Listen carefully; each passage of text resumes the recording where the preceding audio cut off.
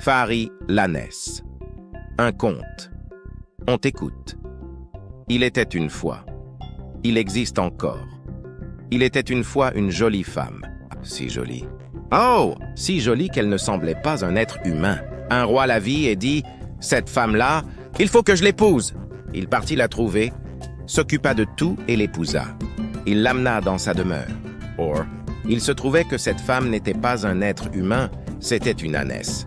Chaque jour, au bout d'un certain temps, elle disait qu'elle allait uriner ou encore qu'elle allait se promener. Or, chaque fois, elle se transformait, car ses congénères les ânes l'appelaient derrière le village. Elle répéta cela, le répéta jusqu'à ce qu'un jour elle demanda de partir en un lieu plus éloigné, prétextant qu'elle allait voir ses parents. Le roi la laissa partir. Elle allait en réalité voir les ânes de la brousse.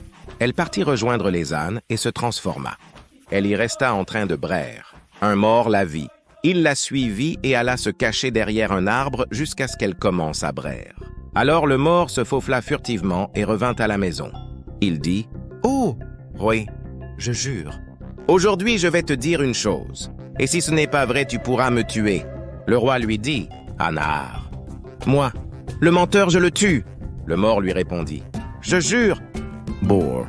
Ce que je dis est vrai. Je le jure. Ta femme là, qui est si belle, belle, tu comprends. C'est une ânesse. Ce n'est pas une personne. Ah oui, dit le roi. Oui, c'est bien, dit le roi. Le mort dit alors, si elle te demande encore la permission, fais-moi accompagner par quelqu'un, ou toi-même, suis-moi.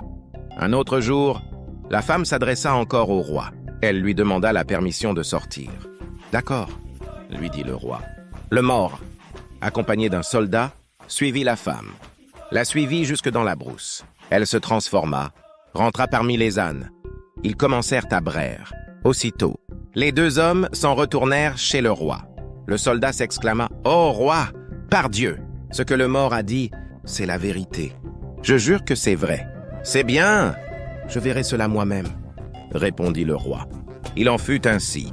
Lorsque la femme était dans sa demeure, ses semblables les ânes chantaient dehors, et dès qu'elle les entendait, elle disait qu'elle voulait sortir. Quand on eut découvert ses manières d'agir, le roi se dit « Je verrai cela moi-même ».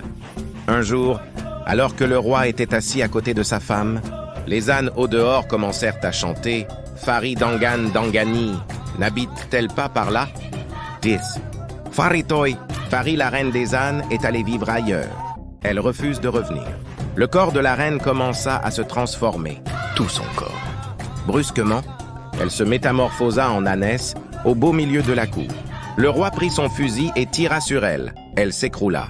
Puis, il effet appelé le mort et le soldat pour les récompenser. C'est là que le conte alla tomber dans la mer. Aimez et abonnez-vous pour soutenir la chaîne.